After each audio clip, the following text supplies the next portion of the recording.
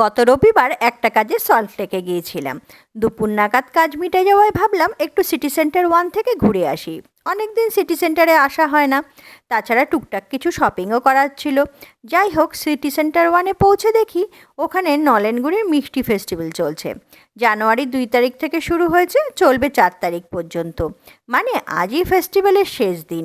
তাই ঢুকে পড়লাম নলেনগুড়ের গন্ধে মমকরা ফেস্টিভ্যাল প্রাঙ্গণে, নিত্য নতুন মিষ্টি চেখে দেখতে।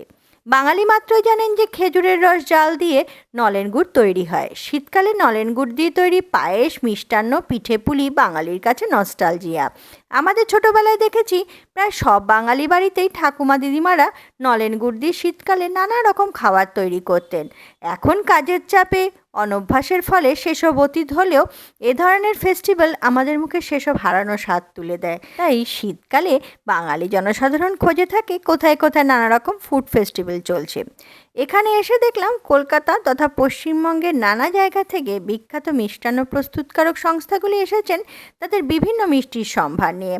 কলকাতার বিখ্যাত KC Das, Nalinichandra Das and sons, KC Gope and co, Nakurchandra Nandi ও গিরিশচন্দ্র দে ইত্যাদি বিখ্যাত মিষ্টান্ন বিক্রেতারা যেমন এখানে স্টল দিয়েছেন, তেমনি বারাসাত, নবদ্বীপ, কৃষ্ণনগর, রিষড়া থেকে ময়রারা এসেছেন তাদের বিভিন্ন স্পেশাল মিষ্টি নিয়ে। এক কথায় বলতে গেলে মিষ্টান্নপ্রেমী বাঙালির কাছে এ এক স্বর্গরাজ্যের থেকে কম কিছু নয়।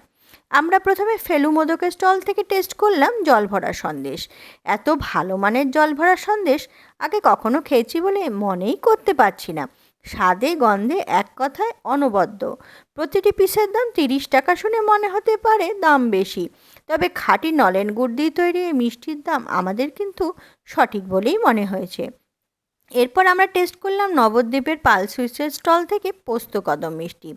এতে ভেতরে নলেন গুড়ের ছোট্ট রসগোল্লার উপর নলেন গুড়ের তৈরি কড়া পাকের আবরণ থাকে, আর সবার উপরে পোস্ত ছড়ানো থাকে। এই মিষ্টিও খেতে ভালো, তবে প্রতি পিস 30 টাকা হিসেবে এর দাম আমাদের যথেষ্ট বেশি মনে হয়েছে। সবশেষে আমরা টেস্ট করলাম নলিনীচন্দ্র দাস অ্যান্ড সন্সের স্টল থেকে জয়নগরের মোয়া। জয়নগরের মোয়া খেতে জয়নগরের মোয়ার মতনই লাগলো, আহামরি কিছু নয়, তবে এর দাম প্রতি পিস 20 টাকা, যা যুক্তিসঙ্গতই মনে হয়েছে। সবশেষে আমরা ফেলু মোদকের দোকান থেকে নলেন গুড়ের জল ভরা সন্দেশ কিনে বাড়ির পথ ধরলাম।